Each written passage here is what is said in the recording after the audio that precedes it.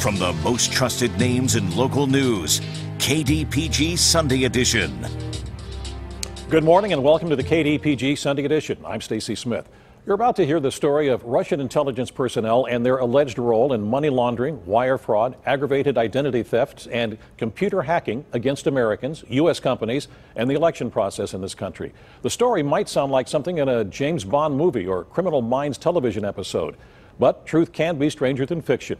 This past week, the United States Justice Department announced indictments against 7 defendants. All of them were officers in the Russian Intelligence Directorate. And as John Delano reports, one of their targets was the Western-based Westinghouse Company.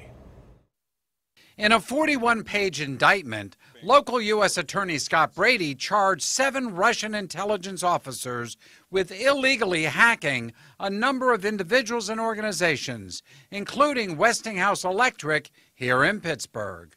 This is not spy versus spy. These were not passive intelligence gathering operations. This is a criminal conspiracy which caused real harm to real victims. Ivan Sergeyevich Yermakov is accused of creating a fake website to mimic Westinghouse's, then spearphishing to attract employees to respond, thereby stealing their login credentials. In a statement, Westinghouse insists, quote, "We have found no evidence that the phishing campaigns against employees to breach Westinghouse's systems were successful," unquote.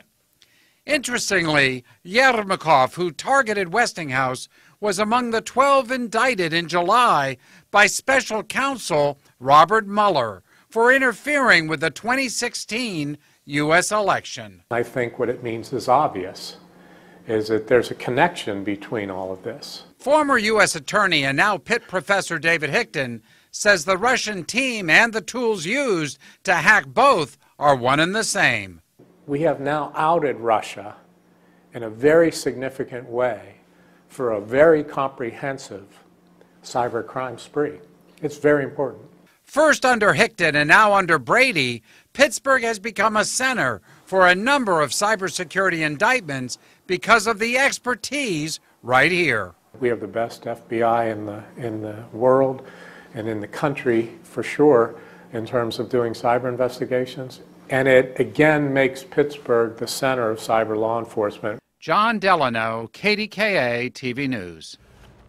This morning on the KDPG Sunday Edition, how the Russians managed to hack American computers from American companies to individuals, to steal secrets, and to affect events like the Olympics.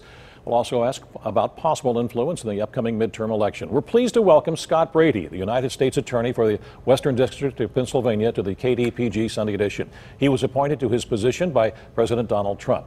David Shribman, the executive editor of the Pittsburgh Post-Gazette, joins us for this morning's discussion. Mr. Brady, thanks so much for joining us, your first appearance on the KDPG Sunday Edition. No, thank you for having me. Your statement on the news conference on Thursday indicated that this is kind of a widespread thing, from the Olympics to the Cranberry-based Westinghouse Electric Company. We'll get into the Olympics in just a moment.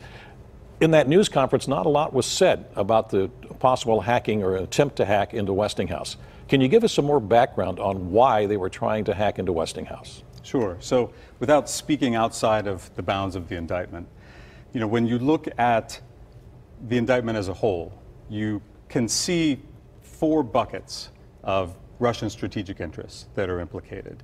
The first is corporate espionage and nuclear secrets. The second is the anti-doping regime that is the crux of the majority of the indictment.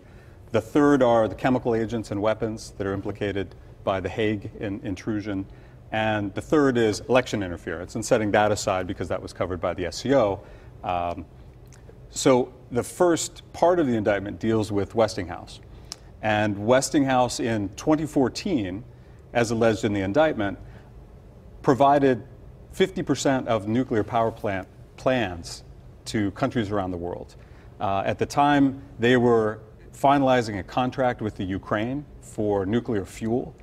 And from public reports, the Ukraine had 15 nuclear power plants. That's the primary means of their power grid. And they were trying to lessen their dependence on Russian nuclear fuel. And so Westinghouse signed that contract with them of April of that year. And not soon afterwards, we see attempted intrusions into Westinghouse's network. Now, attempted intrusions or successful intrusions? Unsuccessful intrusions. Thanks to Westinghouse's security firewalls, they were not able to penetrate Westinghouse's network. This was confirmed by a statement by Westinghouse, but it wasn't for lack of trying. We saw targeted attacks against both their networks, against individual emails accounts, against their corporate email accounts of Westinghouse employees. So it was pervasive. Well, what specifically were they looking for, and what danger might that have posed had they received it?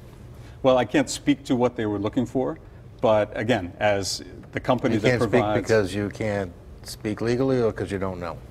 No, I can't speak beyond what is contained in the indictment about what was going on with this, with Russia. So what we saw was an attempt to penetrate Westinghouse's corporate walls to steal secrets. Again, when you look at nation-state activity, one of the primary roles that they are trying to accomplish is through corporate espionage, steal trade secrets, steal R&D, gain a competitive advantage that they haven't earned, and that was what was one of the parts that we saw. One more, Stacy. Can you say generally whether this was the motivation was more commercial or national security terrorism? I can't speak to that. How did you know? How did Westinghouse know? And how did the FBI get involved in this? Well, again, I don't want to speak beyond what is in the indictment, but when it came to our attention, the relationship that we had with Westinghouse, that the FBI and our office from the 2014 Wang Dong indictment allowed us to then mobilize our FBI resources and start the process of investigating the attempted intrusions, and again, through good old-fashioned detective work and investigative work, start to build the case that led ultimately back to the GRU. Now, these were Russian agents, is that the phrase we use, agents? Well, they're intelligence officers of the GRU, of the Russian Intelligence Directorate. Right, so could we then, I mean, maybe you, but maybe not you, but the rest of us, conclude that there was direction from high levels in Moscow to do this? I'm not going to speak to their motivation or to who was directing them. Well, if you have identified them as members of the GRU, they weren't acting rogue to try to do this. I think people can draw their own conclusions as to their direction. We do not allege that in the indictment, and I'm not going to speak to that. I wanted to get back to Westinghouse and how it did or was able to figure out someone was trying to hack into their system, and all of these, especially I suppose if you're dealing with nuclear plants and whatever, that you have a fairly good anti-hacking system up and you know when someone's trying to get into it. Is Westinghouse alone, or have you seen, with the Center of Cybersecurity Experts that are based here in Pittsburgh right now, how many companies are being hacked or attempts to hack into them?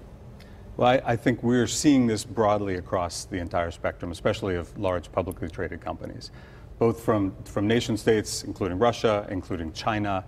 This is one of the paradigm changes that we're seeing in law enforcement, of nation state activity to steal trade secrets, to steal R&D in an effort to gain competitive advantage, to the extent that economic strength is a national security interest, certainly of the United States, of Russia, of China.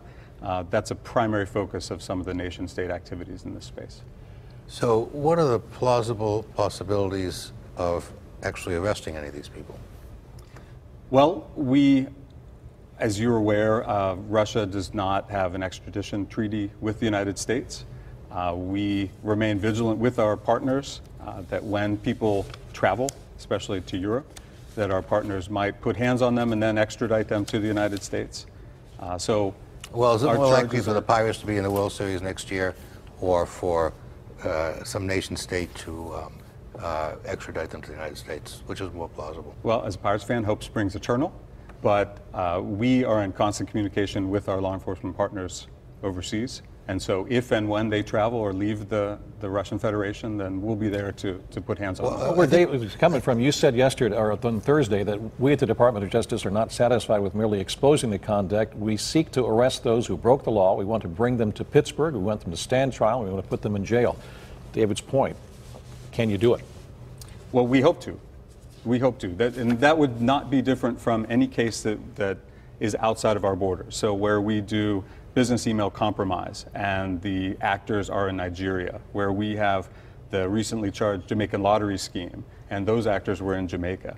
We are in constant communication with our law enforcement partners in those states to try to extradite them, or in those countries to try to extradite them. Russia, China pose a different challenge, obviously. So we have to be more vigilant to see if they travel outside of their national boundary, that we are ready, our law enforcement partners are ready to grab them and to bring them to the United States. So that is our goal in all cases. We don't just charge as an exercise in public relations. It's interesting that the one person that is in, maybe several, I should say, that was involved allegedly in the hacking of the U.S. elections in 2016 is also named in this. I mean, he's been indicted twice. At least one of them has been. Are they just that? These are the most proficient ones they have, or it's just lucky that you happen to get the same guy? Well, is he just one busy guy? Right. Yeah. Is he just one busy guy? Right. And there were three. Yermakov, Malyshev, and Baden were both named in the special counsel indictment and in our indictment. And I think what we see is there are certain units within the GRU, and we name them specifically and overlap with the special counsel, 26165 and 74455, that are mobilized when directed at specific targets. And so in this case, they were mobilized against Westinghouse, against the entire Sports Federation anti-doping community, and then ultimately against OPCW. Did you, in the course of this, have communications and cooperation with the special counsel? We did not, and I can't speak to, again, any. But you didn't. I mean, you did not work with them, did not talk to them. This was pure coincidence, and they were as surprised as we were when they read this story. They were two separate investigations. If you saw the special counsel press release, he did reference the cyber units of the FBI in both Pittsburgh and Philadelphia. But these were two separate investigations. We did not coordinate this case with the special counsel. All right, we will continue our discussion with U.S. Attorney for Western Pennsylvania, Scott Brady, when the KDPG Sunday edition continues.